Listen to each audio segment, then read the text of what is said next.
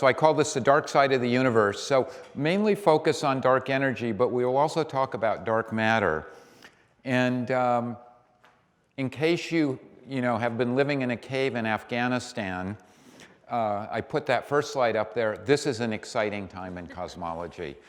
And big ideas, so these deep connections between the quarks and the cosmos, and powerful instruments. Now, we've got 3 theorists here today, so we've been giving short shrift to the plumbers, sorry, to the experimentalists who are pushing things forward. And some people have even gone out on a limb to call this a golden age in cosmology. Our advances in the understanding of the universe are really tremendous. And of course, when we have advances, then we ask really big questions.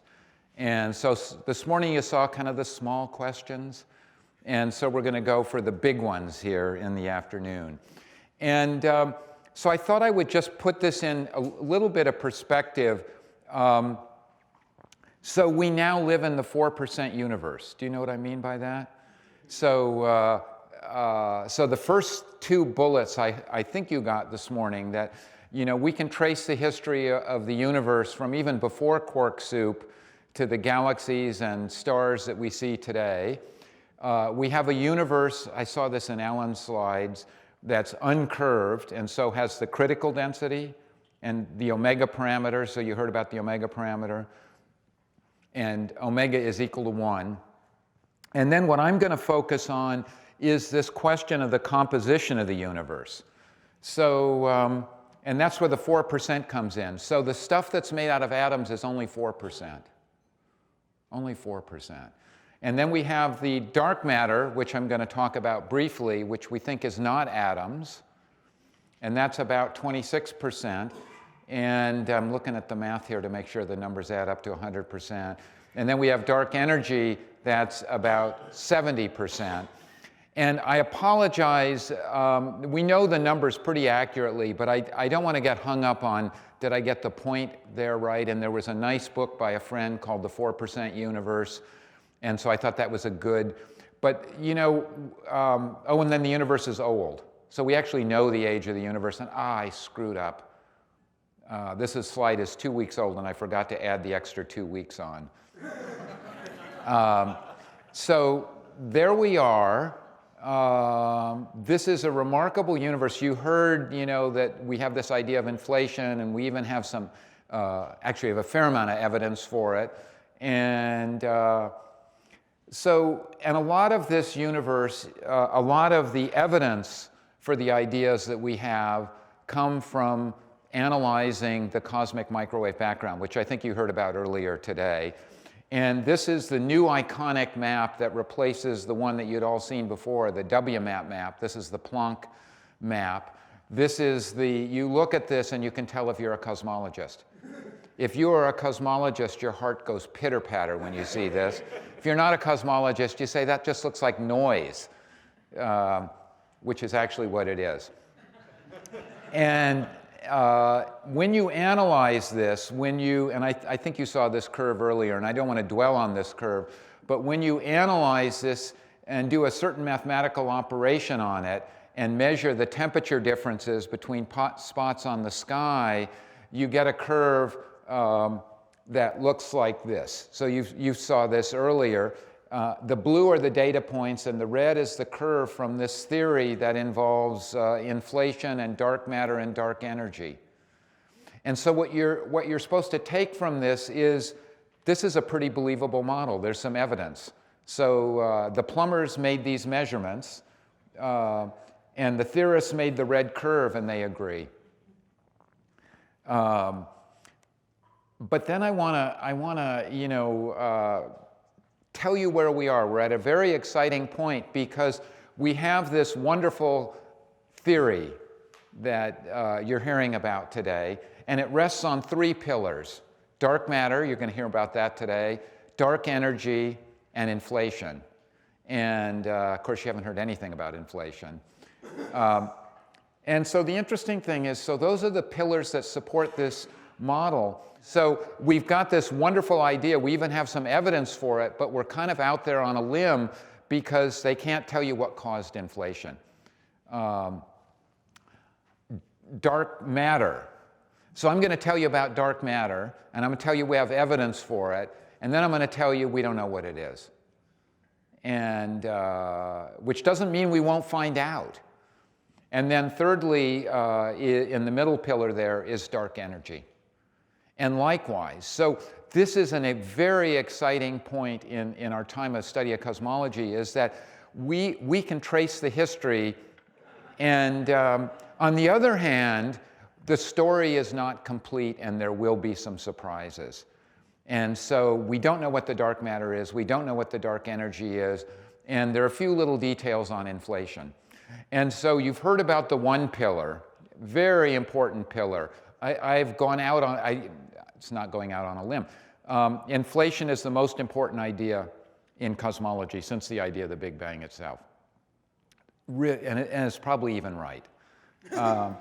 And dark matter and dark energy, those are the other two pieces, the other two legs of the stool. And so that's what I want to hit. And I apologize for this. So when we look at the universe, we only see the things that light up. And so that's Earth. Just to bring you back down to Earth, that's Earth. And that's the Hubble Space Telescope. And this is the picture that you bought, $2 billion. Of course, in New York, $2 billion is not a big deal. That's a latte at Starbucks. But it was worth every penny of it. And this is the Hubble Deep Field. It's a tiny bit of the sky, 1/10,000,000th of the sky, 1,000 galaxies. There's only one star in the picture right there. That's how small a portion of the sky is. And, but that's the 4%. Actually, and not all the 4% light up. So you're only seeing a bit of the universe. You're seeing as far as we can see. Our technology, this is my one technology slide, takes us back. The limit of how far you can see is not the telescope. The limit is that as you look out in space, you look back in time. So you're looking back to when galaxies were born. But you're missing most of the universe. You're missing most of the universe. And so I think in New York, they must tell you this. Your parents tell you, don't let the bright lights fool you. Okay, it's the dark side. And so we're talking about the dark side. And just to do the numbers again, I'm going to keep doing the numbers. Stars are only 0.5%. And now you're going to say, but you said 4%. Atoms are 4%. Most of the atoms don't light up. Most of the atoms haven't made it into stars. And roughly speaking, the dark matter, and here's where the numbers, I do have a little challenge by arithmetic here. So the dark matter is about 1/3. And the dark energy is about 2/3. And if there's something I want you to take away, there's a big difference between the two. Dark matter holds things together. It may be mysterious. It's the warm-up mystery. Dark energy is the one that knocks you out of your seat because it's pushing things apart. Okay, so dark matter is an old problem. It goes back to Fritz Zwicky sitting at his telescope here, who was studying clusters of galaxies. That's the Coma cluster of galaxies, several thousand galaxies, all in one place. And here, to give you a sense of clusters of galaxies, this is a big chunk of the sky, nothing like the Hubble Deep Field, much, much bigger. And so what Zwicky and others noticed is that when you look at the sky, sometimes you see a bunch of galaxies together, like here that says the Virgo cluster. So mostly the galaxies are randomly distributed, but look at that big chunk. And then that one up there called A1656, that's the Coma cluster. So you see collections of galaxies, and he studied them, and the galaxies are moving fast. Thousands of kilometers per second. They're moving fast. And so the question is, so what keeps them together? And you know the answer, right? Gravity. Gravity is the cosmic glue. And he asked himself, okay, if I ask, is there enough gravity in all the stars, in all the galaxies, in this cluster to hold it together, does it work? And the answer is it misses by almost a factor of 100. And so the gravity, this just says that. The gravity of all the stars is not enough to hold the clusters together. And so Zwicky kind of went out on a limb, he did the old Sherlock Holmes things. When you've eliminated the impossible, whatever remains, I wish I could remember that quote, no matter how improbable. So he said clusters must be held together by the gravity of unseen dark matter. So there's matter there that doesn't light up. And simple hypothesis, and that was 1933. And so why did it take so long to take him seriously? So there he is, really, really smart guy. And if any of his relatives are here, I want them to note that I said he's a really smart guy. So smart that he was half as smart as he thought he was. And that's devastatingly smart. And, but, you know, I know you know this, and, you know, some of you have kids. And nowadays, what would happen is he gets sent home with a note pinned on, doesn't play well with others. And so not everyone paid attention to him, and cosmology was young. And so Vera Rubin, I hope that's a name you've heard of, brought the puzzle closer to home. And she found exactly the same problem in galaxies, in individual galaxies. And the story of Vera Rubin, I don't have time to tell it, but a pioneering woman in astronomy, and made this important discovery. And how did she discover it? What did she discover? Same kind of thing. So here's a galaxy. This happens to be Andromeda. And in a galaxy, the stars move around the center of the galaxy. And what keeps them in their orbits? Gravity. And if the gravity were only the gravity of the stars, then the stars that are orbiting the galaxy that are further out should be moving slower, because you know that gravity, you've probably heard the inverse square law. I mean, gravity gets weaker. And so what she measured is called a rotation curve. And what you can see, the thing that everyone in the room can see, is the rotation curve is flat, that the stars farther away are moving just as fast. And so it can't be that all the mass is associated with the stars. And in fact, I'm going to show you something that I'm embarrassed to show you. In fact, I'll blame it on one of my kids. So the solar system is a system where all the mass is at the center. I mean, not 100% of it, but most of the mass. And this is the rotation curve of the solar system, the speed with which the planets move. And you'll notice that Mercury there is moving really fast because it's close, and Pluto, which isn't even a planet, is moving slow because it's really far away. So that does not look like that. So there's something very different. And what it is that galaxies like ours, there's the visible part of the galaxy, are immersed in a giant, we call it a halo of dark matter. And it's not a halo like this kind of halo, but it's a kind of a spherical smear of dark matter. And so she brought the problem close to home. And since then, there's been an enormous amount of, everywhere we look, and I don't want to dwell on all the evidence, because science is faith-based. No, sorry, science is evidence-based. So what is it? And so far, we've been able to say what it isn't. And so here's just a list, of, black holes. So we're looking for stuff that doesn't give off light, or white dwarfs, or greenhouse gas. Well, I don't know how that one got in there, or dust. But I want you to focus on the bottom one. Actually, I should have put on this list faint stars, things that are just dim. And all of these things have in common that they'd be hard to see. But nonetheless, we've been able to rule all of them out. In fact, let me just point to dust. How could we rule out the dark matter being dust? Well, that's really, really easy, because if there were enough dust to be the dark matter in our galaxy, we couldn't see out of the galaxy. So that's the kind of logic that we use. Atoms. We can rule out atoms. How do we do that? Well, you saw that cosmic accounting earlier that came from the microwave background. And from the microwave background, we know how much matter there is, and we know how many atoms there are. And this slide says it. The total amount of matter is about 30% of the critical density. Now, I know a lot of you have bad eyesight, and you think that says 33, but it says 30. The total amount of atoms is only 4%. And I bet there are people here who are good at math. So is there anyone here, I should ask someone to explain, is 4 equal to 30? No. Is 4 bigger than 30? No. So 4 is smaller than 30, so the total amount of mass, the total amount of matter is about 30% of the critical, and atoms can only account for 4%. So there's got to be something else. And the case is this simple.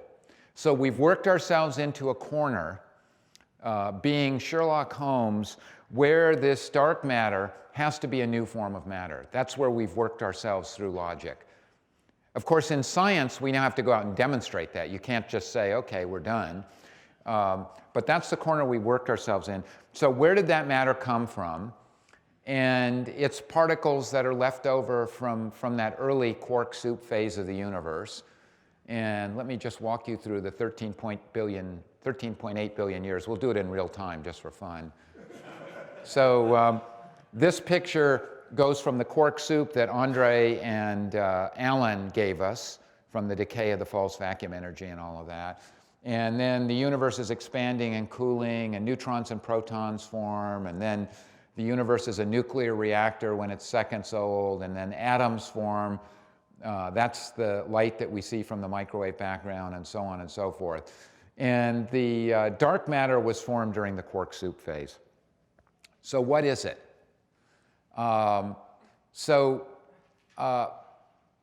This is a slide that I drew in 1990, and the only reason I draw attention to that is that our focus has been pretty constant since then, that we think it's a new form of matter, and what's interesting about it is that it's not matter that cosmologists invented.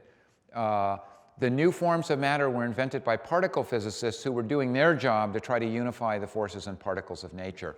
So I'm going to point to the middle here, the Neutroleno example. I'm going to use that as an example.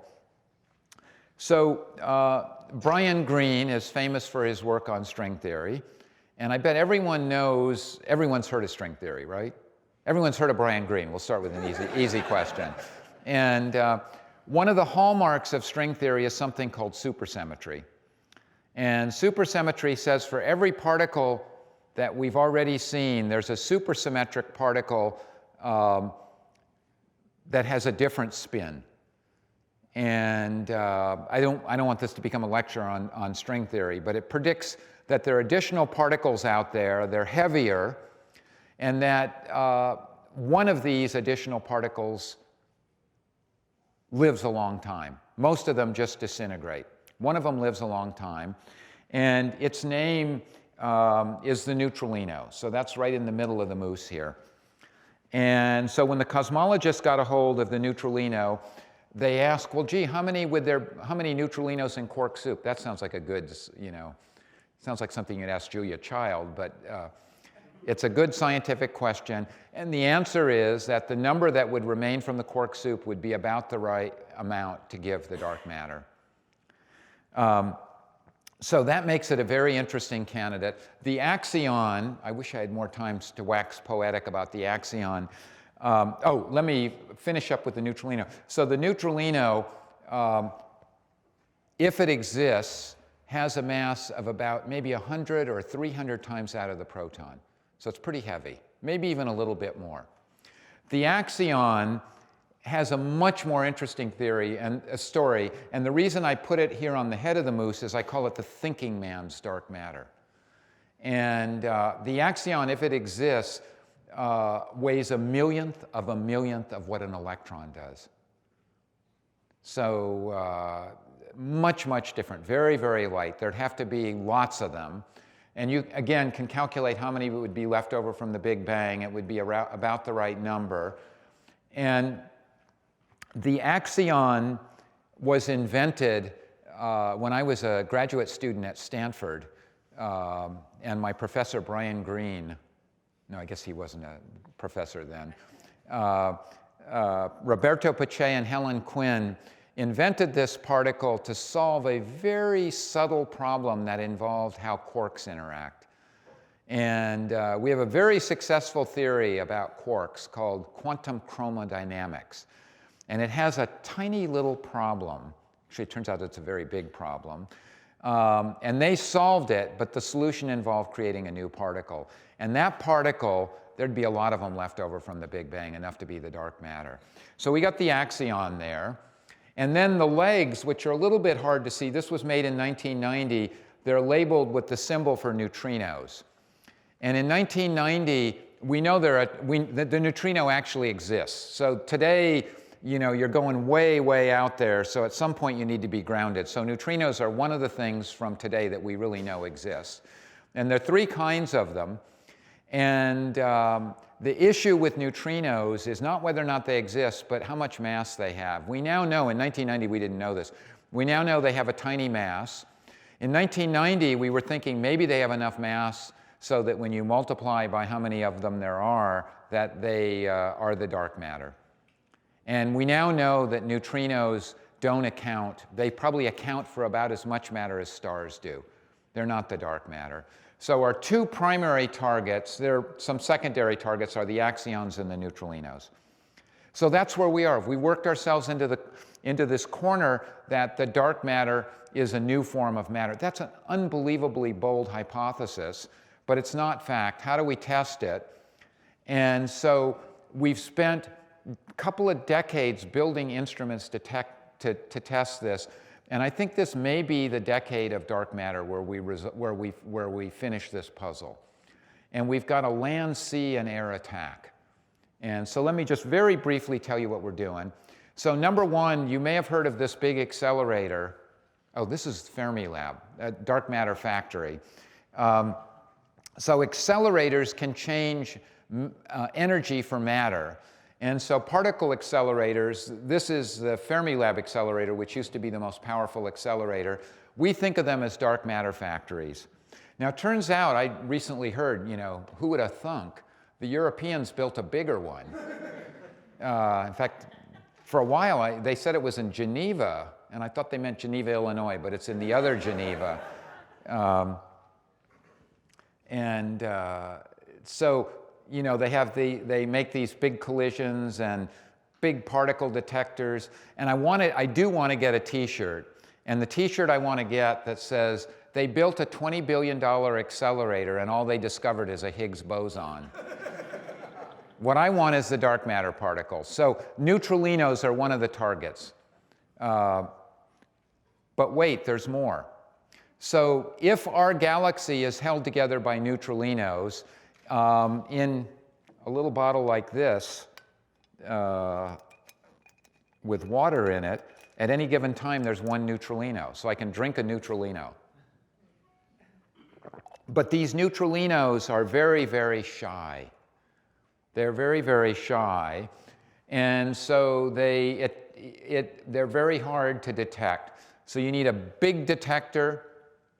You need to shield it from the radiation hitting the Earth. So it says Sudan mine. This is one of the most sensitive dark matter searches. There are 10 or 20 of them around the world. And this is in a mine in Sudan, Minnesota, underground to shield it from the cosmic rays. And so they are trying to detect the dark matter particles that hold our galaxy together. And then there's a third approach. These dark matter particles can occasionally bump into one another, and the word we use is annihilate or transform into particles that are easier to detect. For example, let me give you the easiest one, a photon, a gamma ray, or a positron. And it actually turns out that dark matter neutrinos are easier to detect than dark matter particles. And so we have, let's see, so that's the Fermi, what's it called? Gamma ray space telescope is looking for gamma rays from dark matter annihilation. We have a couple of satellites looking for positrons. That one's called Pamela. The one below is an experiment on the International Space Station. And then the ice cube detector, which is a detector at the South Pole, is looking for neutrinos from dark matter annihilations in the sun. So we're looking to verify this hypothesis in 3 different ways. So bottle them, that is make them at an accelerator laboratory, detect the ones that are holding our galaxy together, or see them annihilate. And all 3 of these methods, I could go on for another hour, but I'm not going to on these 3 methods. All of them have little signals. We call them anomalies. They, things that are not consistent with any ordinary physics, but look like they're signaling that we found the dark matter. And so we're debating, there's constant chatter about this. And so I think in the next 10 years, we may close out the dark matter puzzle, which is good, because now that brings us to dark energy. So I now want to talk about dark energy, the fact that the expansion of the universe is speeding up, not slowing down. And it's a puzzle that my colleagues accuse me of wandering around the halls of the University of Chicago saying dark matter is the most profound problem in all of science. And I'll end with that. So the universe is expanding. And Edwin Hubble found the evidence for the expansion. And that galaxy in the middle is ours. And what he found in the 1920s is other galaxies are moving away from us, and the ones that are farther are moving faster. So Einstein interpreted this in an amazing way, which is the galaxies aren't moving. What's really happening is space is expanding, and the galaxies are being carried along. And space is expanding uniformly, and that's why the galaxies that are farther away look to be moving faster, because when you expand space uniformly, the galaxies that are farther away are being carried greater distances as the universe expands. Okay, so you all know that. And let me just do, this is the Harvard part of the talk. Are we at the center of the universe? Well, at Harvard, everyone's at the center of their universe. And so here's a universe. These are galaxies. And then through the miracle of PowerPoint, I can expand it. Does that look a little bigger? And then I can expand it again, and that looks a little bigger. And so we'll now address this question of, are we at the center of the universe? We should take a vote. That's how we do things in science. Now, how many people think we're at the center of the universe? How many think we're not? Okay, pretty evenly split. I guess we don't know the answer to that one. So now let's look at what this looks like from the perspective of different galaxies. So let's pick that one, and then superimpose those 3 pictures. 1, 2, 3. I've superimposed the 3 pictures.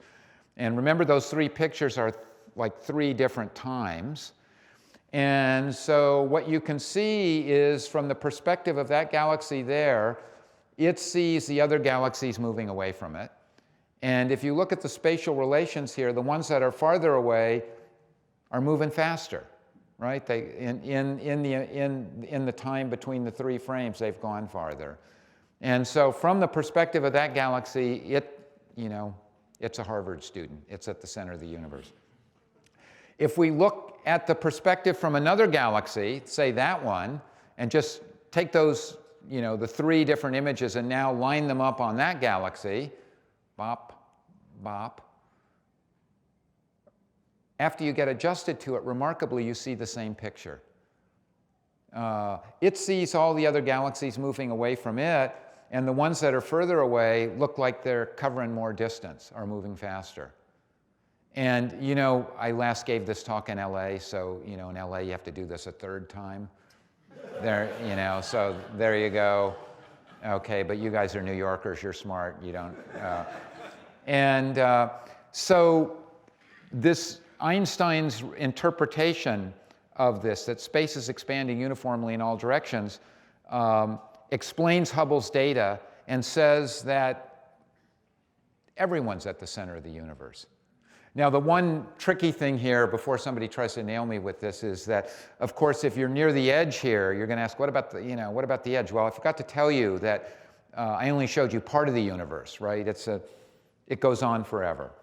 And so because of this, so no center, different perspectives, because of this, we can describe the evolution of the universe. It's just a scaling up. It just scales up with time. And so this is how a cosmologist thinks about the evolution of the universe, is that the size increases with time. So those are those green curves, and time is this axis, and size is that axis. And it started out really small. That's what we call the Big Bang. And its size is increasing with time. And notice that, and I'm going to use a technical term, I apologize for using a technical term here, that the lines are droopy. So notice that the rate at which the universe is getting bigger is slowing. The lines are drooping. That's because gravity should be slowing the expansion, right? And so the big question up until about 20 years ago was, is there enough stuff in the universe to cause the universe to slow down, halt, so that's the bottom curve, and then fall back on itself? So a universe with lots of stuff, gravity would halt the expansion, it would re-collapse. The upper curve is a universe with less stuff, and gravity would not do that. It would eventually, notice it goes to kind of a straight line there, it stops slowing down, and then there's Goldilocks in the middle. You know, slowing and slowing and slowing, and an infinite time after the Big Bang stops.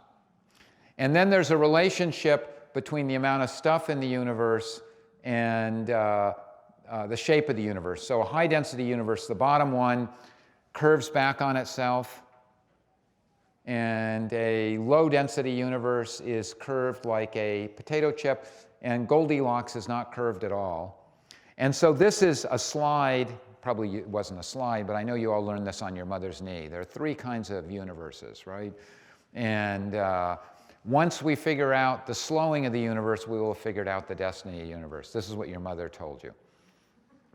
And so this has been a hot question in cosmology for a very long time. And how would you go about measuring the slowing? Alan talked about measuring the shape. So a puzzle to think about here will be, let's see, we're the uncurved universe. So how does that work in these pictures? We'll come back to that at the very end. So I'm going to come back to this idea that the telescope is a time machine. And that's how we can measure the slowing. So this literally looks like Hubble's famous diagram, where he plotted velocity, apparent velocity of the galaxy against its distance. And what Hubble found was this straight line relationship between the two, that the galaxies that are further away are moving faster. And if we remember what Einstein told us, if we measured galaxy distances and apparent velocities today, I'm going to tell you in a second we can't do that, but if we did, we would get absolutely a straight line because the expansion of the universe is just a stretching of space. And so that's that straight line that's dotted. But we can't measure the velocities today because the telescope is a time machine. And when we look back at very distant galaxies, we're measuring their speeds way back when. So now this is going to be the hardest 30 seconds in the talk, so I want you to concentrate. So if we could measure the velocities today, we would get a straight line. Let's suppose the universe is slowing down. And now let's remember that we're actually measuring the velocities way back when. So if that broken line are the velocities today and the universe is slowing down, then way back when, the data points should fall above the straight line. They were moving faster. And so what cosmologists have been trying to do for a very long time is look at the deviation of, they call it Hubbles Law, from a straight line and measure that slight upward curvature. The reason it's hard to do is not just because they're not as smart as theorists, although that's part of it. Nah, don't tell them I said that. What's hard to do is getting the distances. It's hard to measure the distance to a galaxy. The velocities, I don't want to go into it, but we measure velocities the same way that a policeman uses. Of course, no one in New York drives a car, but You've heard of cars, right? And you know that they're radar guns, and you know they use the Doppler shift to measure the velocity. That's how we do galaxies. The distances, we basically need a standard candle. So the technique we use is called a standard candle, and you all know about standard candles. Oh, but you don't drive cars. But you know, if you take a light bulb and you move it away from you, it gets fainter. And so if you had if every galaxy in the universe carried a light bulb, a standard light bulb, and then we were able to look at that standard light bulb, the faintness of that standard light bulb would just tell you how far away that galaxy is. So that's the theorist's, you know, okay, so that's what a standard candle is. But of course, the universe is big and it's hard to see distant galaxies. So how do we actually do it? Well, that's been a problem over the years, is standard candles, is there aren't really good standard candles. A number of years ago, astronomers discovered a pretty good standard candle, and it's called a Type 1a supernova. Let me tell you what a Type 1a supernova is.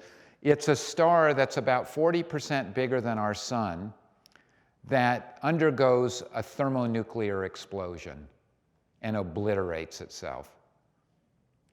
And so it's a 1.4 solar mass thermonuclear bomb.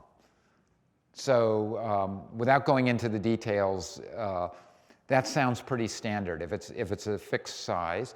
And the nice thing about it is you can see them across the universe. So there's, up in the corner, there's a very distant galaxy.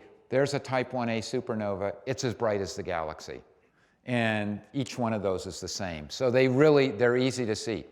There's only one catch, and the catch is that these supernovae don't go off very often, about once in 100 years per galaxy. But I know you're all paying attention. The expansion of the universe is the same in all directions, so it doesn't matter which galaxy's distance you measure.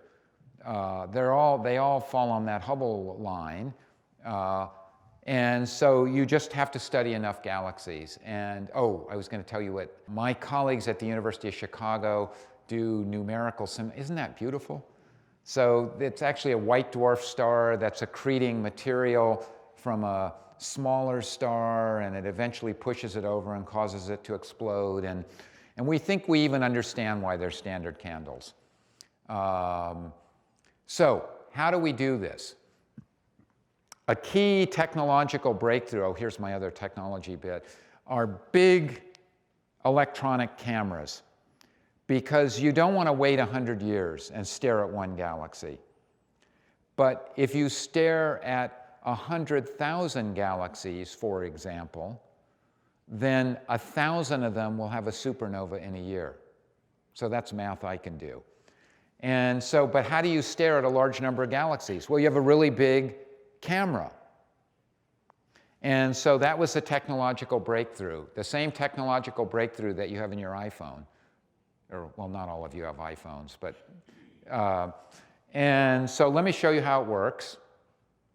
You take a picture of a big chunk of the sky where there's, let's say, 10,000 galaxies on, let's pick a date, May 15th. And then you come back on May 30th and you take a picture of that same sky. And then you subtract the two pictures and see if anything went bump in the night. And that's what was done here. So the background is a picture from a ground-based telescope of lots of galaxies. And see that little square that's blown up?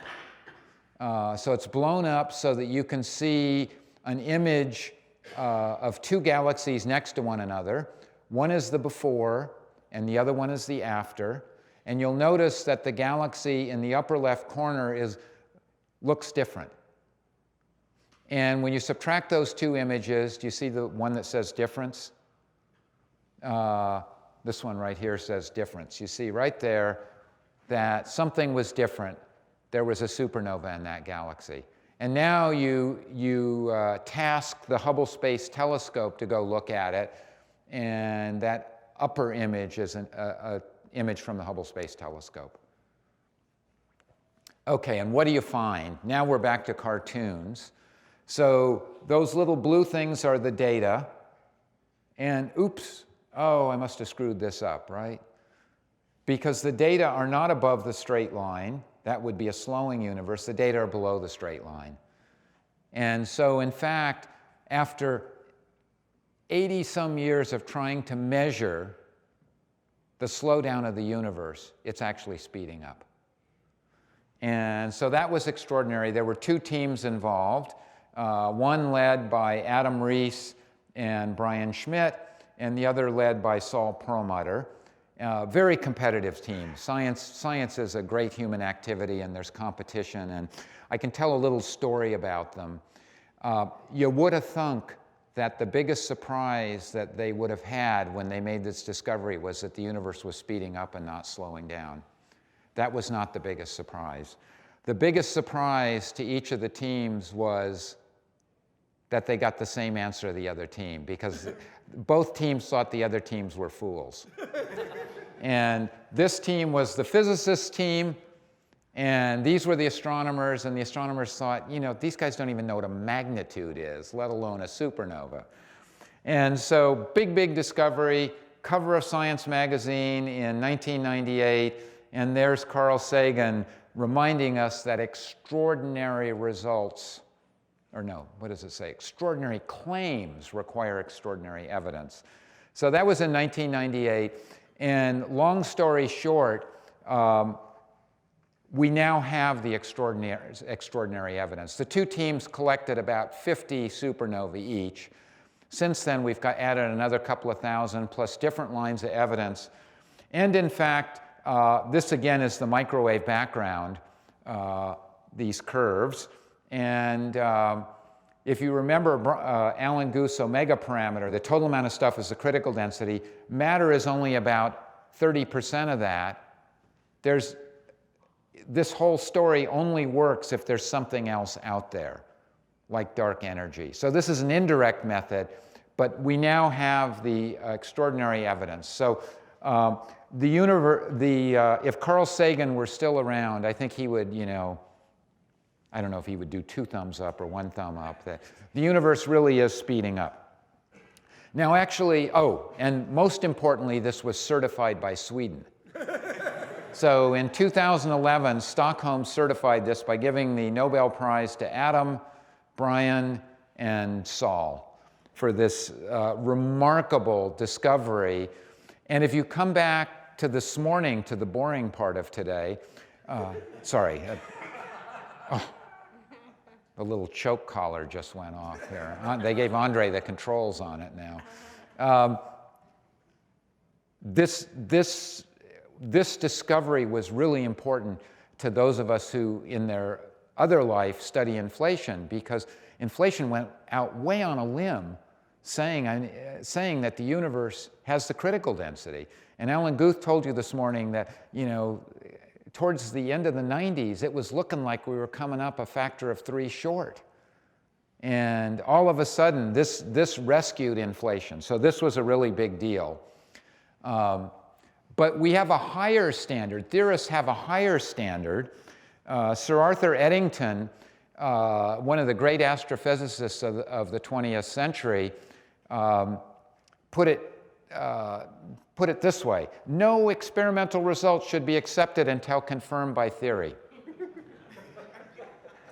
And oh, this is a smart group. If you have a mixed group of theorists and experimentalists, you have a bimodal laugh. The theorists laughed immediately, they get it. And then there's kind of a tail a little bit later from the experimentalists. And of course, all I'm saying is that science is not just a notebook of facts. It's understanding about nature. And so that's all that says, that if we can't understand some of the facts that we gather, they may be too good to be true. And this is one of the key points in today's talk, is that repulsive gravity is a feature of Einstein's theory, even if he didn't know it. Okay. And that sounds like the world's biggest oxymoron, because the word gravity, I mean, it's, you know, it means heavy. It means, you know, being pulled to the earth. It, you know, so what is repulsive gravity? So gravity not only can pull things together, that's how we think of it, it's attractive, that's its defining feature, but really weird stuff, oops, we'll get to the really weird stuff, can have repulsive gravity, and that's called dark energy. And I'll tell you why I called it dark energy in a second. But let's talk about that just a little bit. And actually, Alan Guth, I know, touched upon this morning.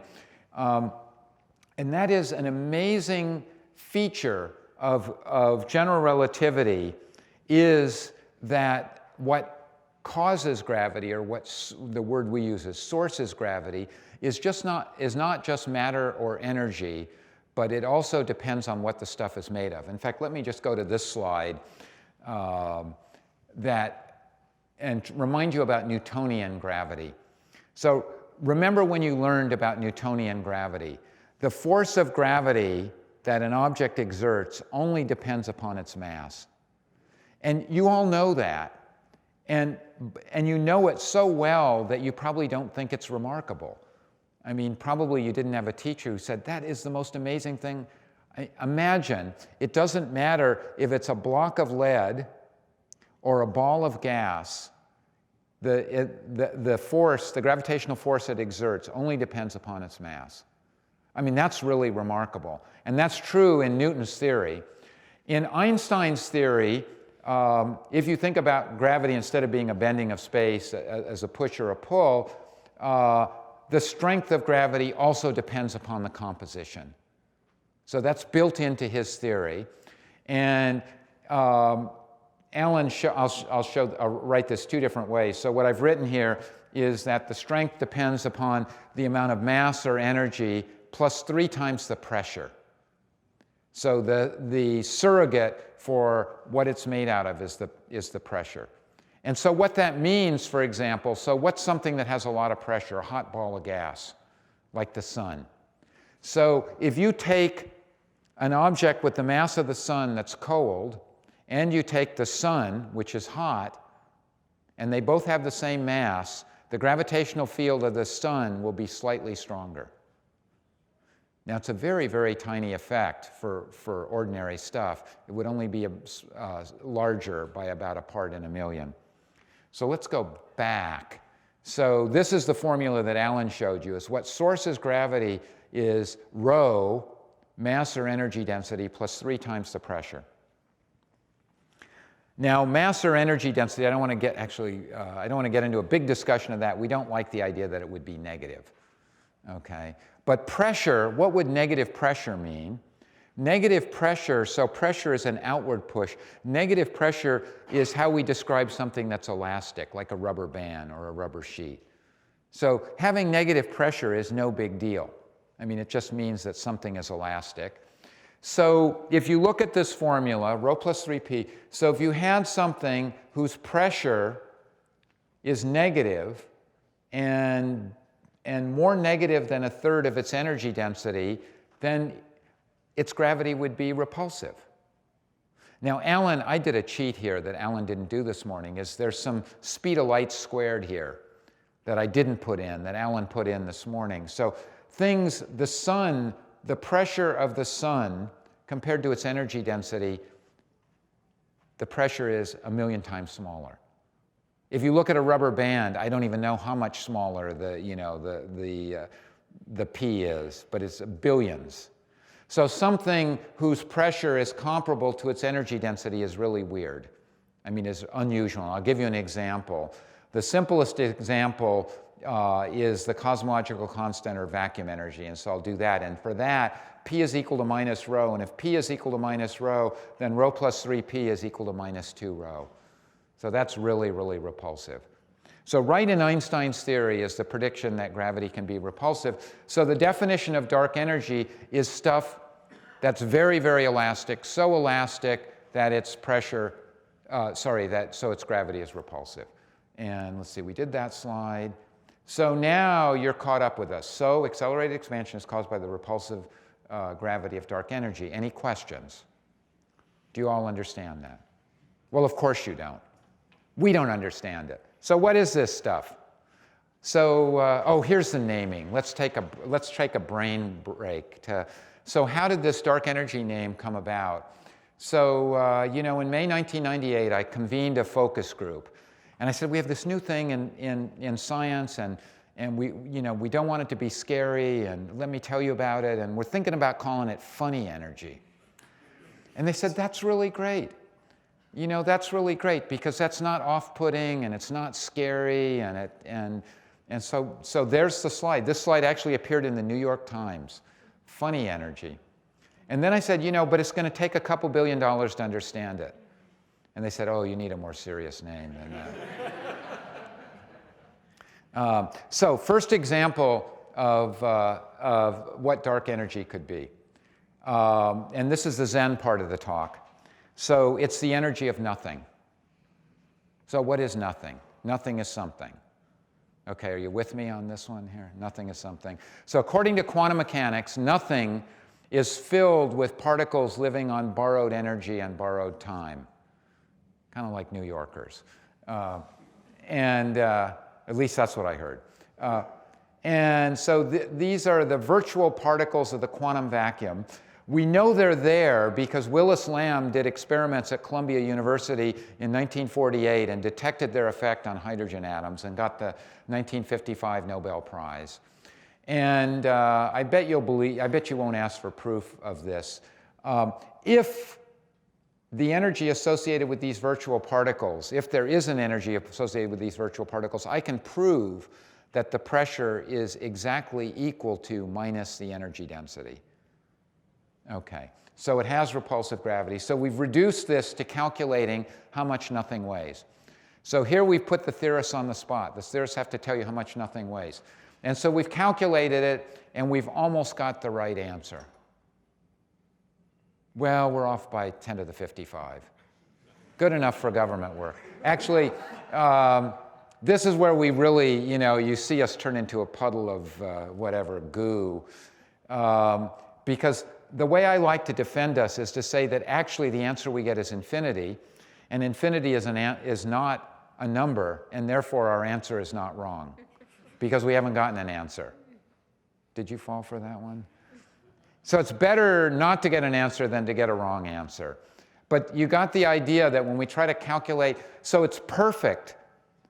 It has repulsive gravity. We just can't calculate how much there is. And so this is in science. Oh, yeah, I already said that. I already told you about them. Oh, hang on. I wanted to show this again. So two things I want to say here. Number one, this vacuum energy, this thing we call vacuum energy, I'll show you this picture, is mathematically equivalent to what Einstein called the cosmological constant. Except now, he didn't understand why he put it in his equations. He put it in his equations to get a universe that didn't expand.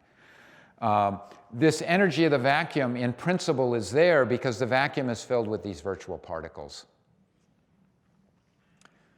Okay. Well, let's just see. Let's just suppose we got the right answer. Does everything hang together? And that's what this picture shows.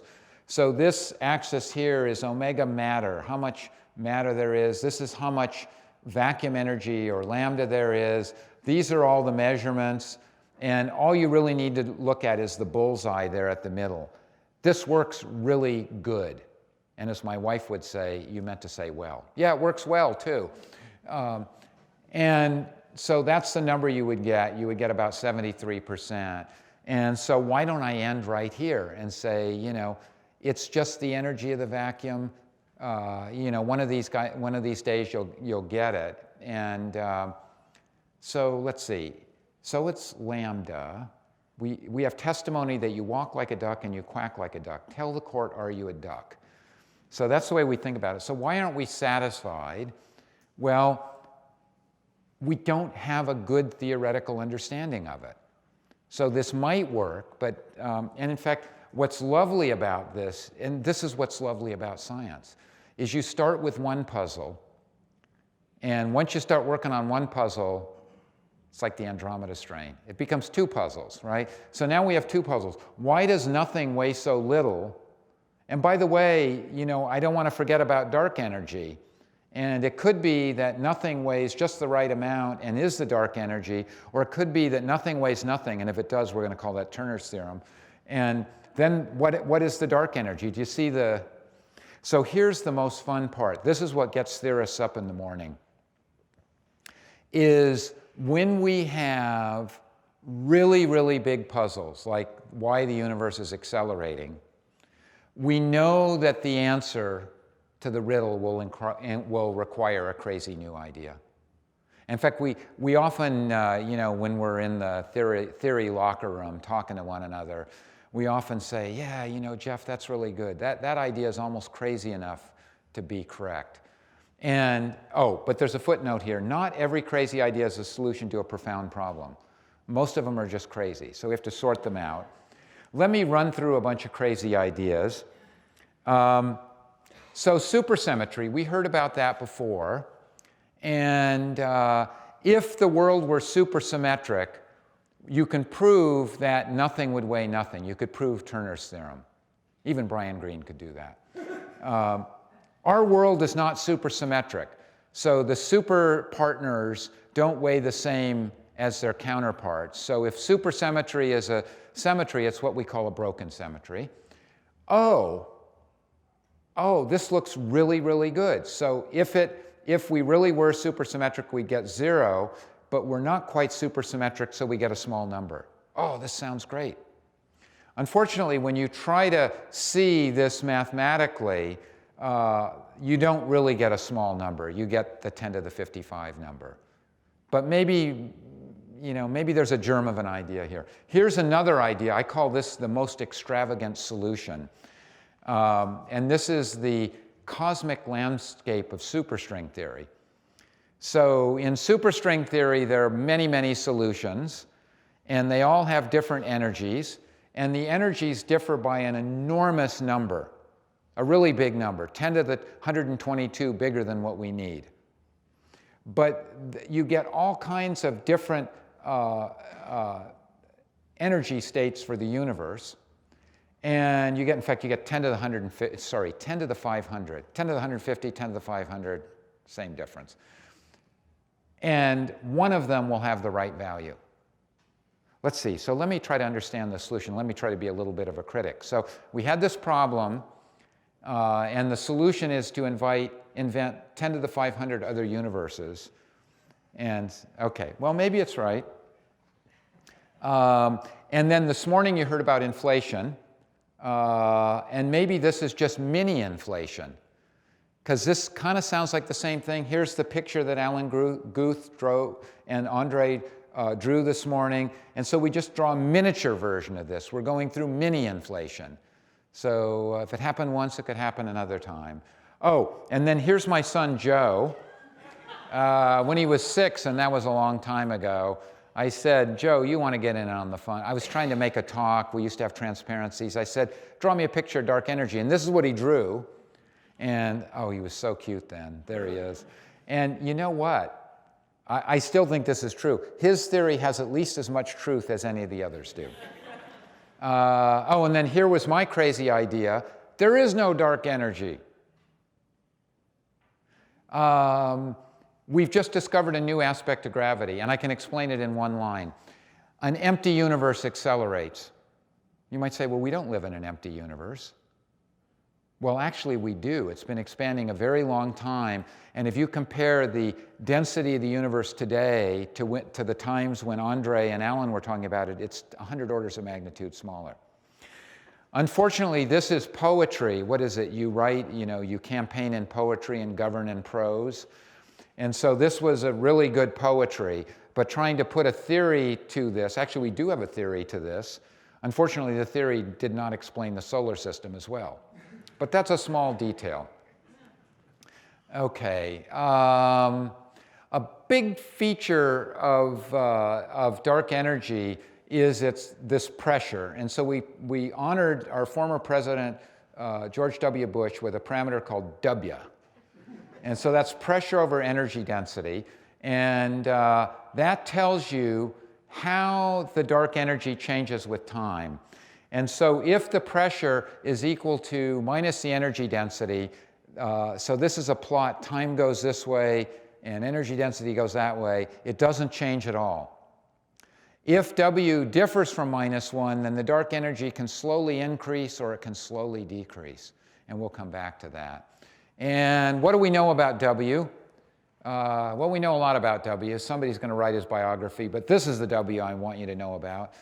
What's remarkable is the measurements that we've made so far say that it's remarkably close to -1, kind of -1 to 10%.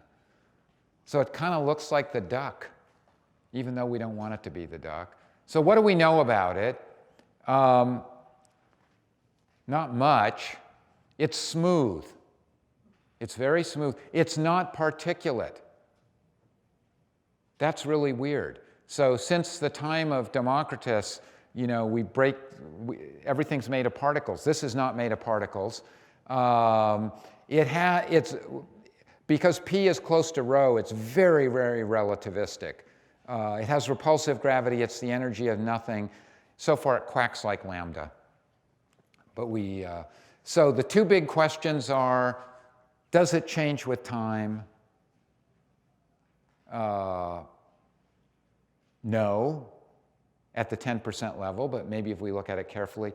Do we have to go beyond general? Just because general relativity can explain it, that doesn't mean that it isn't pointing us to a new feature of gravity. And about a year ago, the Dark Energy Survey, a big experimental program to study the expansion of the universe, went underway. There are going to be big telescopes in space. I put the Large Hadron Collider here because maybe they'll discover supersymmetry. We've identified all these pieces of the universe, these features of the universe, and we're trying to figure out what it all means and trying to put it all together, construct the big picture. Some of what we have is probably wrong. Some of the ideas need to be reshaped, but we've got these really big ideas, and I apologize for not giving full credit. We also have powerful instruments that are going to help us. We can't do this by pure thought. That's not how science works. So thank you very much for your attention.